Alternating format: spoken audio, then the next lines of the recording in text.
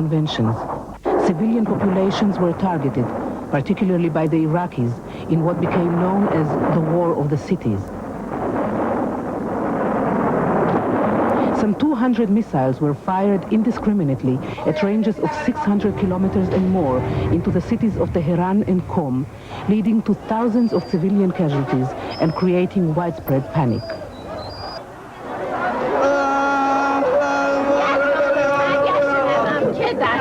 The world was shocked even more by the open use of chemical weapons, and not only in the battlefield. Civilian populations were also targets for gas attacks. In the Kurdish village of Halabja, it was claimed that more than 4,000 people were killed. Countries hostile to Israel have therefore shown they have no moral restraint in the use of such weapons. So, chemical warheads and long-range missiles have become a factor which Israel has now built into its deterrent strategy. The war brought wider implications for Israel. Iraq's stock of tanks was doubled. Its tank transporters increased 10 times. Its combat-experienced troops increased from 12 to over 40 divisions. In the future, Iraq might consider sending expeditionary forces against Israel rather than see the release of tens of thousands of men to a civilian future of unemployment, creating internal unrest. Iran is expected to continue its policy of spreading the tide of fundamentalism, a constantly fermenting factor in the strategic equation. Egypt established a peace with Israel in spite of much opposition from the Arab world. President Mubarak has now succeeded in re-establishing ties with most of the Arab states, and the peace has been maintained. He can now redirect his resources to deal with Egypt's economic problems, its overpopulation, unemployment among its urban youth, and the ever-present problems of fundamentalism. Soviet-backed Libya is an Islamic state of the masses. It ignores the conventions of statehood.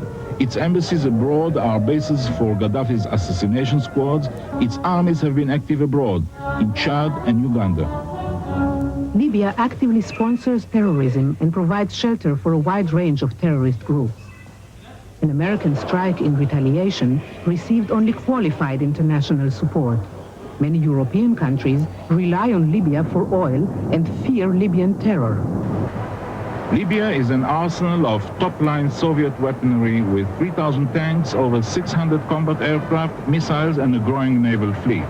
All this exceeds its military requirements, manpower, and operational capabilities. The Libyans can readily supply these armaments to any Arab country which opens hostilities against Israel, as they have supplied Syria in the past.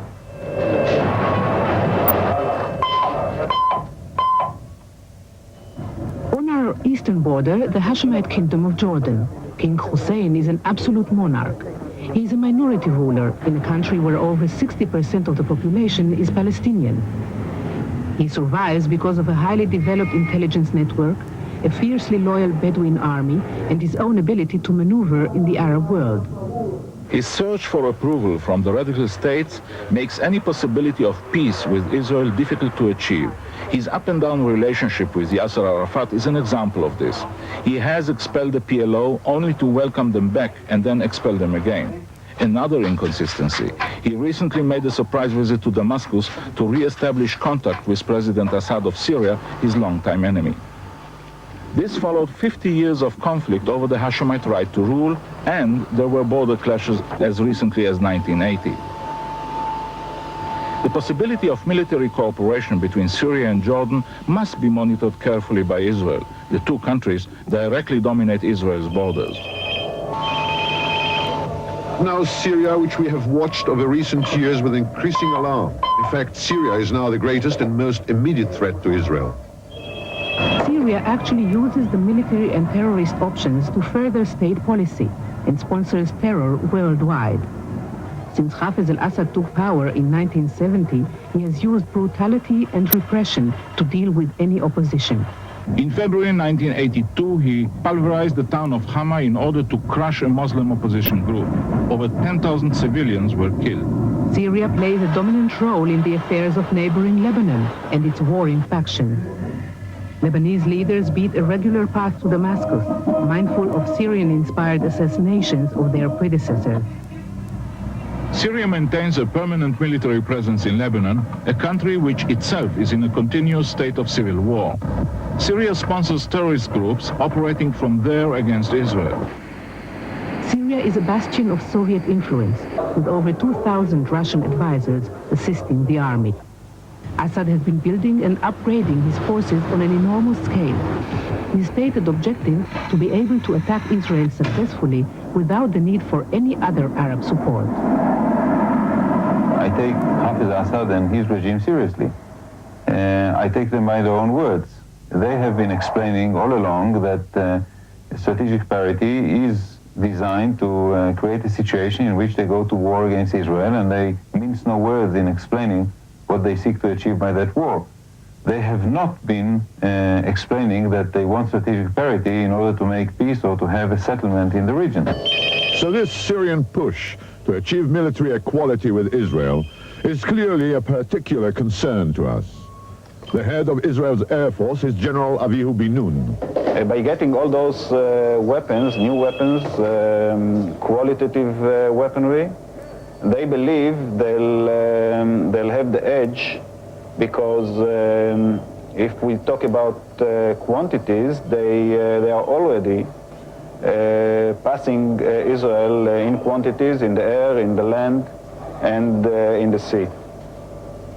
The quantities of airplanes or fighters today, for instance, in Syria, they have about 650 fighters, which is more than the RAF. When we look at Syria, they are supplying fully by the Russians. They have supplied them with the most advanced versions of the surface-to-air missiles, the SA-6 and the SA-5, which is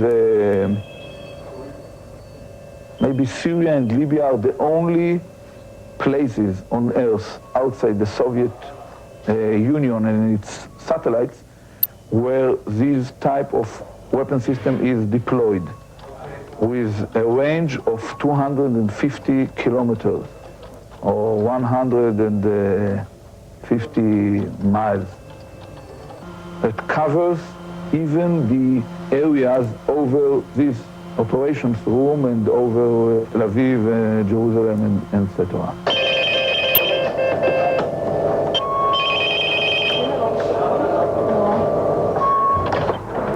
So this is the neighborhood in which we live. Some of the background and some recent events which seem relevant to us.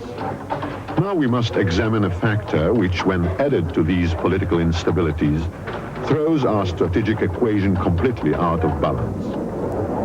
In recent years, the Middle East has been the center of an unprecedented arms race. It has sprung directly from the Arab oil wealth and purchasing power. Western countries have for years been pouring in billions of petrodollars.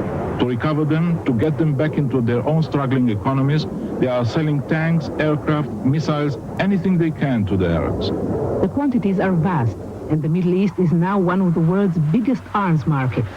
Competition between arms producers is fierce, and where once it was dominated by Eastern Bloc countries, today, because of the petrodollars recycling, the West is the major supplier, its motives political as well as commercial.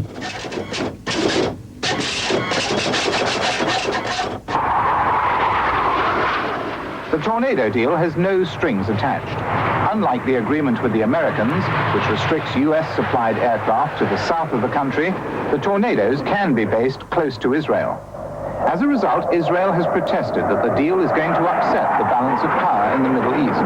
It is an illusion to believe that these accumulation of modern weapon systems serve as a stabilizing element. There is no way of guaranteeing that weapons bought for fighting domestic or other regional enemies and armies developed for the same purpose will not be turned against Israel at some point, and Israel, in calculating the Middle Eastern military balance, has to take that into account. We can look at the number of missiles that Saudi Arabia is buying. If you take the number of, let's say, Sidewinder missiles or Maverick missiles that they've bought in the last several years from the United States, and you calculate how many sorties would they have to fly with the number of airplanes that they have or intend to buy, you will find out that it's impossible, even in 5 wars, to use all those missiles or weapons.